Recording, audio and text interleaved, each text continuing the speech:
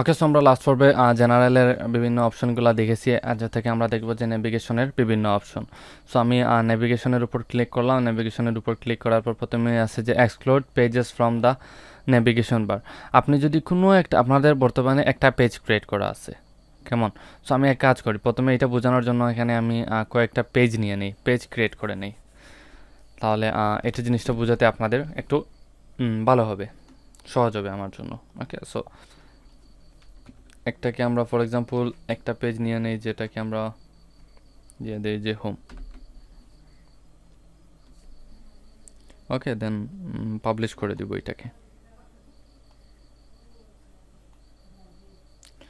So একটা publish করে দিলাম, দেন আবার ব্যাক আসি, থিম অপশনে চলে আসি। এইখান থেকে আমি যাব হচ্ছে নেভিগেশনে। আসার পর এই যে দেখুন আমাদের ওয়েবসাইটে যতগুলো পোস্ট থাকবে, আমি ফর ইউর কাইন্ড ইনফরমেশন এটা আরেকবার ওপেন করি।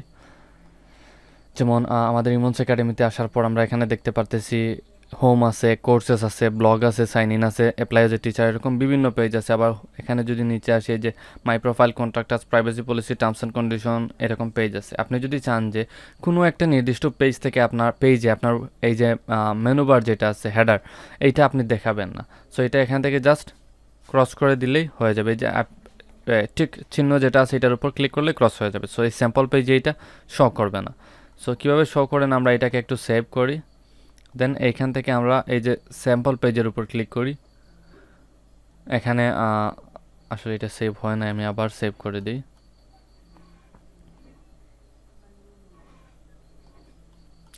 আচ্ছা, এই যে দেখুন নেভিগেশন বারে কিন্তু এই স্যাম্পল পেজটা চলে আসছে। নেভিগেশন বার স্যাম্পল পেজটা ডাইরেক্ট চলে গেছে। সো এটাই হচ্ছে এখানে মেইন ফ্যাক্টর। এরপরে হচ্ছে ড্রপ ডাউন মেনুজ। আমরা যদি এখানে ক্লিক করি, এই যে আমরা অ্যাপ্লাই সাইন ইনের আন্ডারে যদি যাই, আমরা হয়তো আমরা এখানে ড্রপ ডাউনটা দেখতে পারবো। আসলে এখানে ড্রপ ডাউনটা দেখতে পারতেছি না, কারণ মেবি আমাদের এখানে কোনো ড্রপ ডাউনের কোনো অপশনই নাই। ওকে, হতে পারে যে আমাদের এখানে ড্রপ ডাউনের কোনো অপশন নাই। সো আমি যদি কোথায় আসি, এখানেও না। আচ্ছা, যাই হোক, ড্রপ ডাউন জিনিসটা কি আপনারা বুঝছেন যে একটা মেনুর আন্ডারে অনেকগুলো মেনু। সো এটা এনেবল করে দিবেন। ডিসপ্লে হোম লিঙ্ক এটাও এনেবল করে দিবেন। Short pages links, post title, এটা যেরকম আছে ওইরকম দিয়ে দিবেন। Number of drop down tyre শোন, তিনটা মানে হচ্ছে যে একটা ড্রপডাউনের আন্ডারে আরেকটা ড্রপডাউন, এর আন্ডারে আরেকটা ড্রপডাউন, এরকম তিনটা সিরিয়ালি শো করবে। আপনি এর চাইতে বেশি চাইলে সিলেক্ট করে দিতে পারেন, দেন সেভ চেঞ্জেস। এরপরে এটা হচ্ছে যে বিল্ডার। আমরা পেজ বিল্ডার নিয়ে কথা বলেছিলাম ফার্স্ট পর্বে। সো এই বিল্ডারটা আপনি কোন কোন জায়গায় ইউজ করতে চাচ্ছেন, প্রজেক্টে, পেজে, পোস্টে। যদি আপনি তিনটাতে ইউজ করতে চান, জাস্ট এনেবল করে দিবেন। এটা ডিফল্ট হিসাবে এনেবল করাই থাকে, আপনি এনেবল আরেকবার করে দিবেন। দেন হচ্ছে লেআউট। এটা হচ্ছে যে মোস্ট ইম্পর্ট্যান্ট একটা জিনিস। চোজ হুইচ, এই যে সিঙ্গল পোস্ট লেআউট। একটা সিঙ্গল পোস্টে আপনি কী কী জিনিস শো করবেন, অথো, ডেট, ক্যাটাগরিজ, কমেন্টস। আপনি চাইলে এগুলো এখান থেকে অফ করে দিতে পারেন, আবার অন করেও রাখতে পারেন, এটা আপনার ইচ্ছা। শো কমেন্ট অন পোস্ট, পোস্টের মধ্যে কমেন্টগুলো শো করবেন কি না এনেবল করে রাখতে পারেন। প্লেস থামস অন পোস্ট, চাইলে এটা শো করতে পারেন। সিঙ্গল পেজ লেআউট, আপনারা সিঙ্গল পেজ লেআউটে কী কী থাকবে, place thumbs on pages, obviously show comments on pages, এটাও থাকবে অবভিয়াসলি।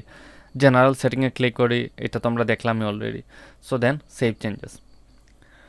এরপরে অ্যাডস। আপনি যদি বিভিন্ন ধরনের অ্যাডস আপনার ওয়েবসাইটে অ্যাড সেট করাতে চান, এই অ্যাডের কোডগুলো এখানে দিয়ে দিতে পারেন।